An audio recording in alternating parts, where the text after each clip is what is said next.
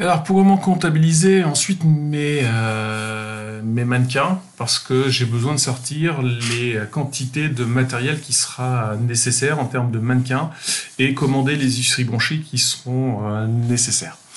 J'ai créé un nouveau bloc avec une petite particularité, c'est que comme pour les murs, je peux l'allonger ou le diminuer. Donc, petite régénération pour que ça puisse être mis à jour. J'ai par ailleurs aussi donné la possibilité d'augmenter l'épaisseur du mur, par exemple à 20 cm, parce que le mannequin qui sert pour faire un mur de 17 ne correspond pas au mannequin qui sert à faire un mur de 18. Là encore, j'ai créé un attribut pour pouvoir le repérer et avoir l'information sur le dessin. Donc là, ici, je suis parti au départ avec un rectangle qui correspondait à 90 par 17 cm. C'était c'est la menuiserie la plus courante sur ce dessin.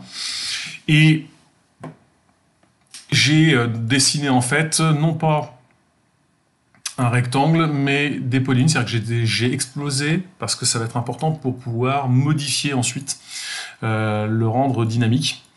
Donc ce que vous avez vu en dessous, c'est en fait le cache, parce que je veux que ce soit au-dessus des murs pour visualiser, puisque c'est une polyligne maintenant, et donc par conséquent, j'aurais plus vu grand-chose dans ces cas-là. J'ai rajouté des attributs supplémentaires, on va les lister, comme ça on va pouvoir les voir. Le type qui est à gauche, donc le type qui est à gauche, c'est pour mettre M pour mannequin ou huisserie branchée, parce qu'une huisserie branchée est à usage unique, alors qu'un mannequin a un nombre de réutilisations. J'ai mis la hauteur, ça c'est juste parce que là encore, hein, selon la hauteur, vous êtes obligé de commander un mannequin différent, donc vous n'avez pas tellement le choix sur le principe. La largeur, ça c'était parce que si j'ai plusieurs largeurs différentes, ça m'évite de devoir redessiner systématiquement le bloc. Donc là, comme pour les murs, j'utilise en fait la longueur du segment qui est là pour avoir l'information. Et c'est pareil pour l'épaisseur, j'utilise pour l'épaisseur la largeur qui est ici.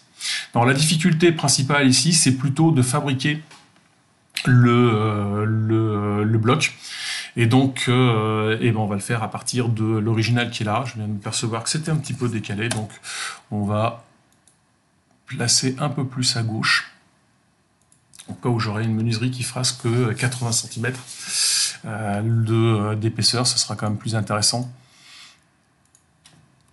comme ceci. Donc, je vais fabriquer mon bloc dans un premier temps. Je l'ai appelé mannequin. Donc on va le garder sous cette forme-là. Je choisis de le positionner au milieu de la diagonale, c'est-à-dire que je le place toujours au milieu pour que mon texte soit centré ensuite. Et je choisis, bien entendu, le cache et les extrémités. Je vais d'abord demander le type. La largeur sera connue immédiatement et l'épaisseur qui seront dans l'ordre hauteur, épaisseur, et je rajoute le reste. Voilà, le bloc est fabriqué.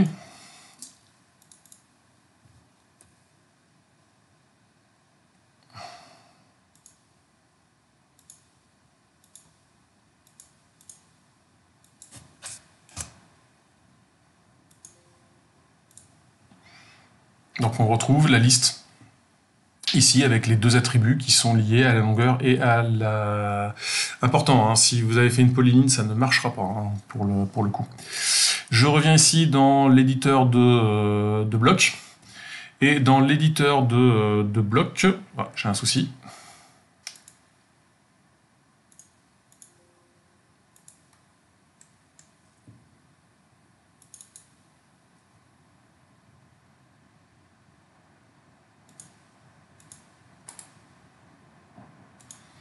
Y aurait-il un bug?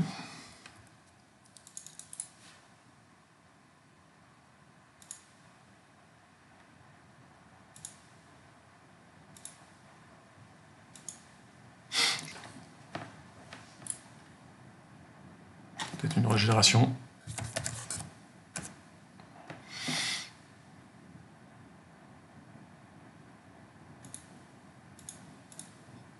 Ou alors mon cache qui est passé en dessous. Donc, ça va être un bug de fonctionnement.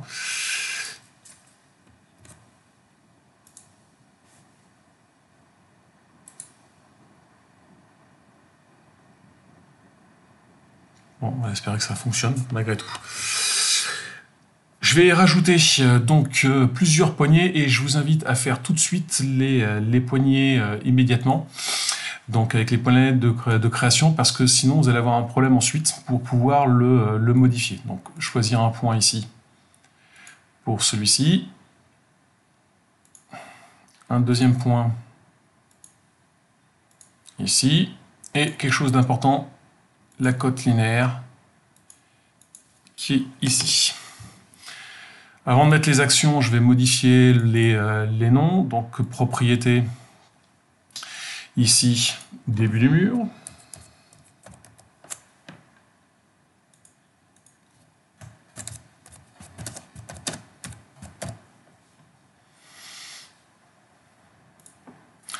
Pareil ici, fin du mur.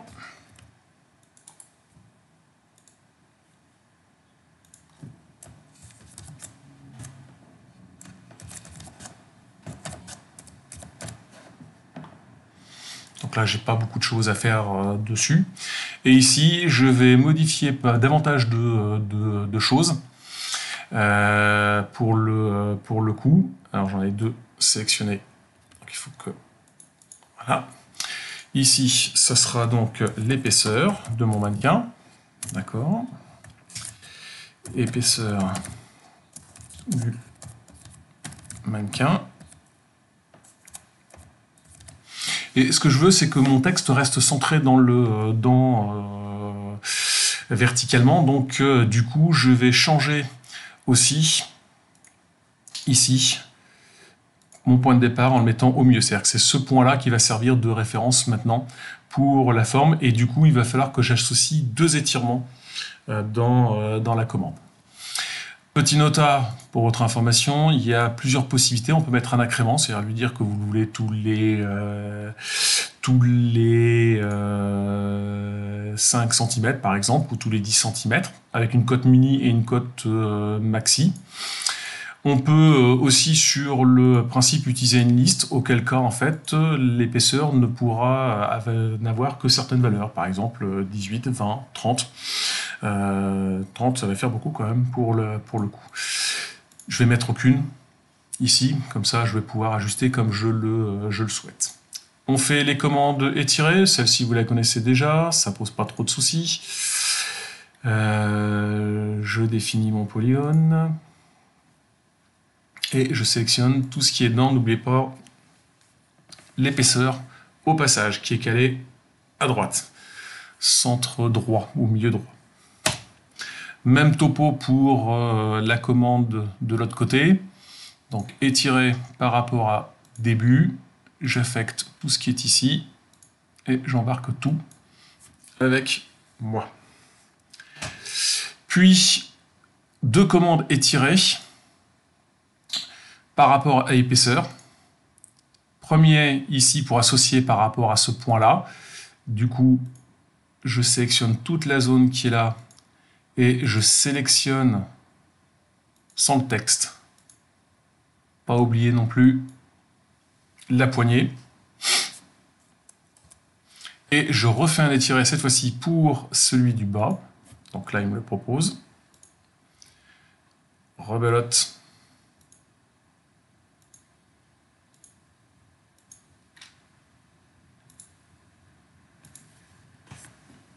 Voilà qui est fait.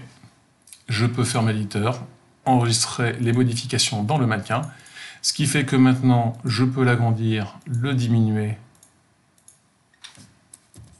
On a oublié un point dans l'éjection dans le truc, ça va être l'occasion de voir comment on fait pour modifier dans ces cas-là. Pardon.